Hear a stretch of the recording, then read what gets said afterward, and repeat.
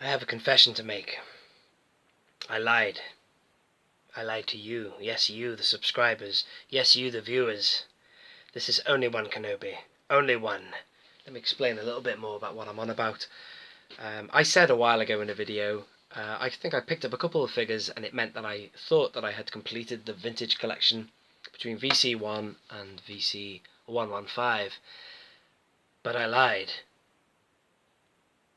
But what I told you was true, from a certain point of view. Let me explain what I'm on about here. This came this week. In fact, it came yesterday. It is the VC62, and I never had this figure. What I did have, certain point of view, link, as I say, what I told you was true from a certain point of view. I did have this. I had this, which is the vintage Saga collection of the same card, the hand trench coat Endor. So, to that respect, I never felt like I needed this. Not only that, this vintage collection of release of the hand trench coat Endor, whatever you want to call it, seemed to go for a massive amount of money. So I don't know if it's rare or what, but I never saw this under £50 for the scalpers. In fact, there's a guy who I met about 6 months ago who's a sort of local guy around here. He's a figure collector, and he did me some deals on a few figures that I needed. Being off eBay, people can do you good deals, can't they? He did have one of these in his list of figures that he had for sale, and I asked him what he wanted for it because I knew I needed it even back then. Even though I had this vintage Saga, I sort of fancied getting this one as well, just to have a variant. And he wanted like £35 to £40 for it, so I just sort of said, well, no thank you, I don't really want it. This only cost me £10 a year before. So, I don't know, let me know in the USA, is this rare as well? It certainly seemed to be rare here, but anyway, I was swimming around on eBay, sniffing around as we do, looking for what's what and seeing what's there, and this was on sale for buy it now for £18 with £4 postage. Your quick maths will tell you that's £22, including postage. I bought it. Not straight away though. I sent the guy a message. He had it listed with only one photograph and like no description. Some people do that. Some people are just a bit lazy. They can't be bothered writing a description. Personally, I like to get a nice description to read, and I like when if I'm selling something, I'll do a good description. But I just asked him the basics, you know, what's the condition of the card? Can you confirm if it's unopened? And he said, yeah. And he answered all my questions. To cut a long story short, this has arrived in excellent condition. So I've got this for £22, and I'm really happy with it. And I'm glad I do have it because it means I have filled in a gap there, and I have that card now, which is great. The other thing I want to just talk about is I don't have either. I don't have that one. I was about to say I don't have either loose, but I do.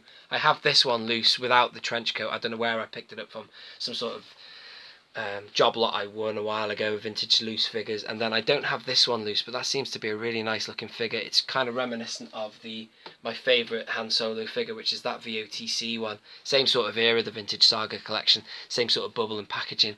But speaking of packaging and comparisons here, I'm going to do a quick side by side. Can you spot the difference? Now obviously, aside the fact that this has the blue Boba Fett sticker, there are a couple of subtle differences between the two.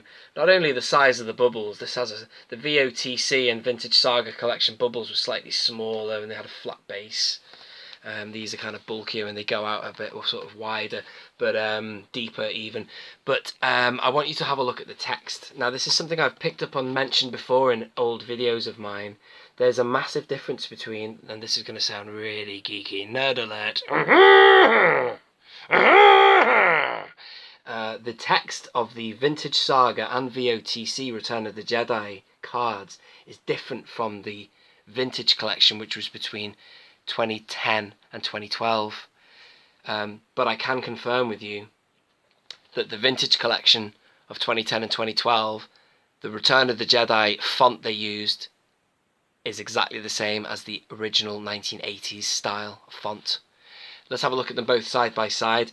This one is a much darker red and it's sort of chunkier text, I'd say. The Vintage Saga and the VOTC had that text and font there, a lighter red. I'll show them side by side again. It's a lighter red than the other, and I'd say it's a slightly sharper and thinner lettering. But it's interesting, I've made this comparison.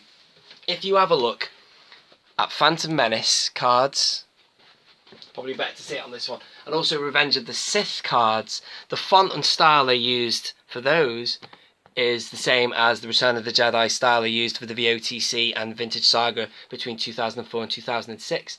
It's interesting. Really, you'd have to speak to somebody at Hasbro and say, hey, what's the name of the font? And is it true? Did you change it for that and bring it back to the normal one for the Vintage collection of the modern sort of 2010 to 12 sort of line? They'd know, wouldn't they? But anyway, it's something I've noticed, and I just wondered if you'd noticed it as well. Please do let me know. Anyway, I'm going to finish this one now, as I say, just to let you know that I've got myself finally a VC62, which I'm pleased to have that now, and very nice it is indeed. This has been Only One Kenobi. Only one. Out. Back door, huh? Good idea. Yum yum.